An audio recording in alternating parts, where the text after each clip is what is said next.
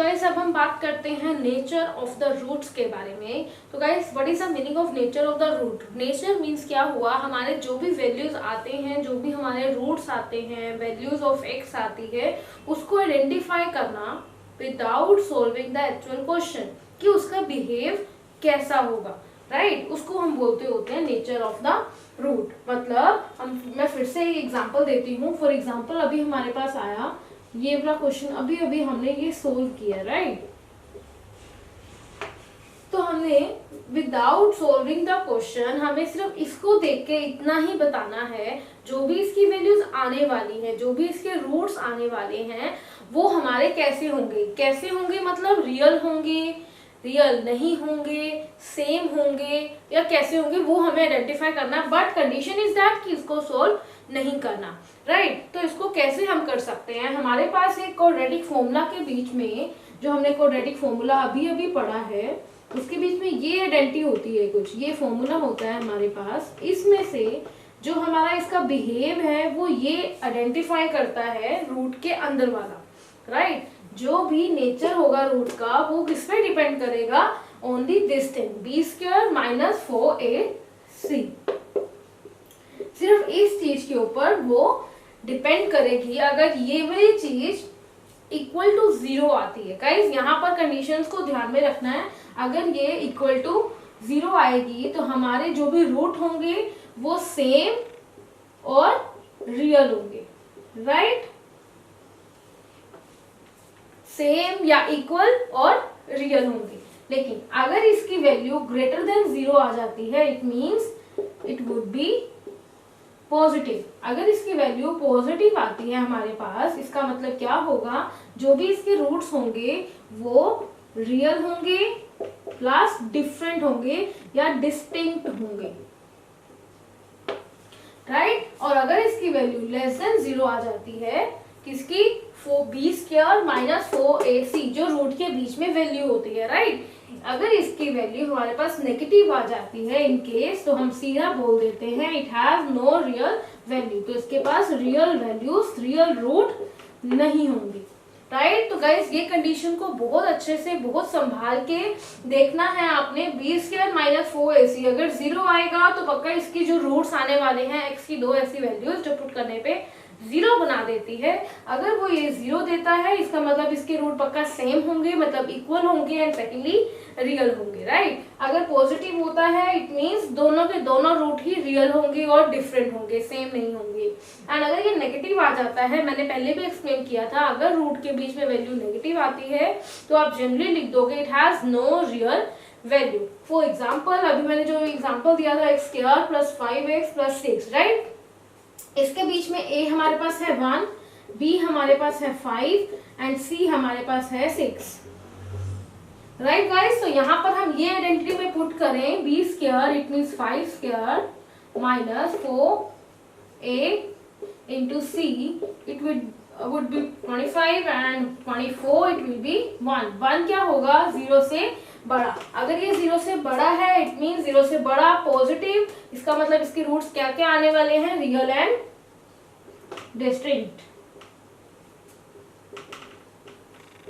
Right guys? दोनों के दोनों रियल, जो भी रूट आएंगे वो डिफरेंट होंगे और रियल ही होंगे, रियल के अलावा कुछ नहीं हो सकता, राइट? तो मेरे पास 2 एग्जांपल और भी हैं, वो भी हम ट्राई करते हैं। एंड सेकेंडली जो हमने ये चीज निकाली है, इस चीज को हम बोलते क्या होते हैं? Discriminate, discriminate, right guys? इसको हम क्या बोलते होते हैं? डिस्क्रिमिनेट। गाइस अब हम एग्जांपल के ऊपर चलते हैं। Here our example is find the discriminant of the given equation, और इसके बाद इसका नेचर भी बताना है कि वो कैसा रिएक्ट करेगा, मतलब उसके रूट्स कैसे होंगे, right? Our example is 2x square minus plus x minus 4 is equal to 0, right? Here a is equal to 2, b is equal to 1 and c is equal to minus 4, right? तो ये मैंने पूरा का पूरा इस फॉर्मूले में डालना है, -1 minus 4 into a into minus 4। तो गाइस इसके बीच में डालोगे 1 minus 4 into 4 16, 16 into 2 that will be 32 and minus will be add, right? तो ये क्या बन जाएगा हमारे पास? that is 33 आ गया, जो कि 0 से बड़ा है, पॉजिटिव है, तो इसके नेचर कैसा होगा, मीन्स रूट का नेचर कैसा होने वाला है, real plus distinct. Right guys, यहाँ पर पॉजिटिव आया, इट मीन्स ये इसके जो भी रूट आने वाले हैं वो पक्का इतना हमें कंफर्म हो गया कि रियल ही होने वाले हैं और अलग अलग ही होंगे, डिस्टिंक्ट होंगे। Right, now turn to the next example.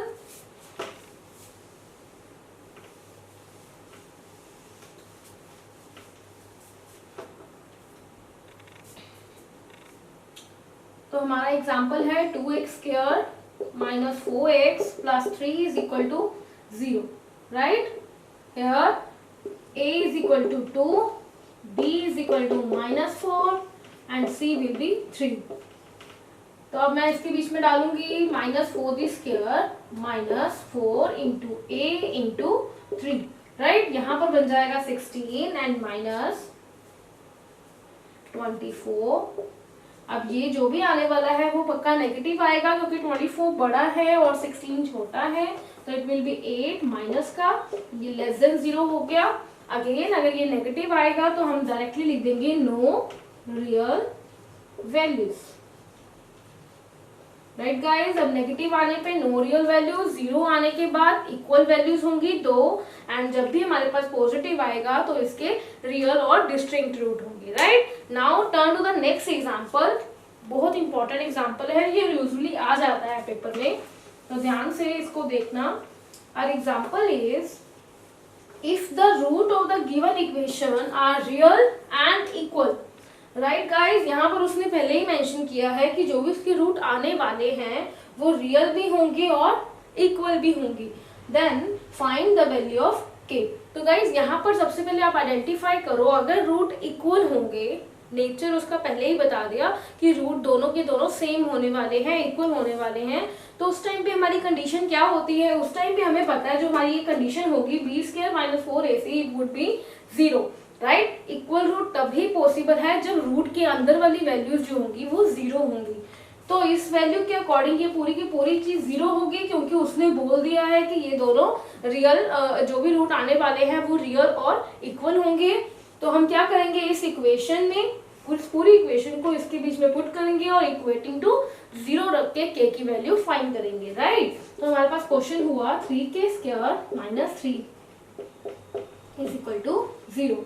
Now a is equal to, यहाँ में भी x होगा, a is equal to 3k², b is equal to -k and c would be 3. Right guys, ये पूरी की पूरी जो भी वैल्यूज हैं वो इसके बीच में पुट कर सकते हैं, -kd² -4 into a and into c, it is equal to 0। राइट, तो ये बन जाएगा हमारे पास k², ये बन जाएगा हमारे पास 3 4 12 into 3 that is 36k² is equal to 0। Now अगर इसमें से हम माइनस करते हैं that will be 35k² is equal to 0, वो भी माइनस का आएगा। अगर आपको मुझे k अकेला छोड़ना है तो ये सब कुछ 0 के पास चला जाएगा, आपके पास क्या आ जाएगी, k² is equal to 0, answer would be k is equal to 0। तो गाइस यहाँ पर k की वैल्यू क्या आ जाएगी हमारे पास, 0। राइट, तो इन द सेम वे ऐसे भी बहुत सारे क्वेश्चन होंगे आपके पास जनरली, तो आप उसको भी सोल्व कर सकते हो। उसने अगर बोला है it is equal to root जो भी होगा उसका इक्वल और रियल होने वाला है, तो पक्का ये पूरी जो वैल्यू है, जो पूरी का पूरा फॉर्मूला है वो 0 के इक्वल रख के आप k की वैल्यू इजिली निकाल सकते हो। So thank you for watching my video, I hope आपको ये वीडियो भी मेरी अच्छी लगेगी। So thank you.